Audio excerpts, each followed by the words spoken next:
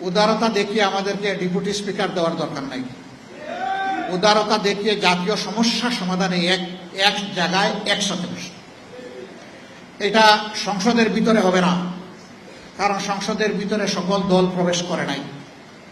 এদেশে যারা অন্যান্য দল আছে তাদের অবদান আছে এই দেশের জন্য, মুক্তিযুদ্ধে আছে, 24-এ আছে। এই তাদের সবাইকে নিয়ে বসে কথা শুনেন, ডিসিশন তো আপনারাই নেবেন। অন্তত খোলা মনে পরামর্শগুলো শুনেন, কে কি বলতে চায়। আমি আশা করি জাতি উপকৃত হবে এবং আপনারাও দিশা পাবেন ইনশাআল্লাহ। সেই পারস্পরিক হিংসা হানাহানির রাজনীতি বন্ধ হোক।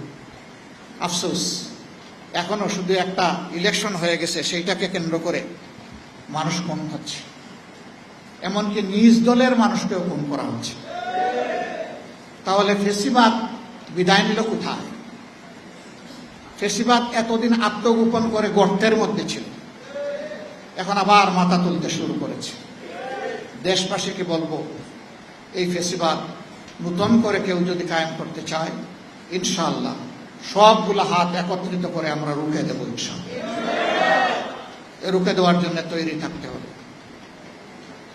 আল্লাহ রাব্বুল আলামিন প্রিয় দেশকে হেফাজত করুন, আমাদের স্বাধীনতাকে আল্লাহ অক্ষুণ্ণ রাখুন, আমাদের বীরদেরকে, সকল পর্যায়ের বীরদেরকে আল্লাহ সীমাহীন মর্যাদা দান করুন। প্রিয় দেশের জনগণকে অধিকারের পক্ষে সজাগ থেকে অধিকার আদায় না হওয়া পর্যন্ত লড়াই চালিয়ে যাওয়ার তৌফিক আল্লাহ তাআলা দান করুন।